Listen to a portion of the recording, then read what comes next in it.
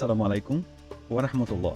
كان يا مكان في زمن بعيد قبل ما الدنيا تبقى زي ما احنا شايفينها النهاردة، مدينة صغيرة وفي قلبها الكعبة. كان ضياع مغطي الدنيا كلها.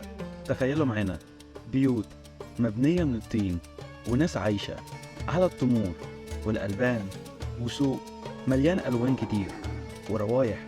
تعالوا نرجع مع بعض لحكاية حقيقية كل تفصيلة فيها كان ورا معنى كبير. قصة عبد الله وآمنة دي الشرارة اللي بدأت بنور سيدنا محمد صلى الله عليه وسلم. استعدوا معنا يا كبار ويا صغيرين، الحكاية دي هتاخدنا في رحلة في عالم تاني خالص، في رحلة طبعا مش زي أي رحلة،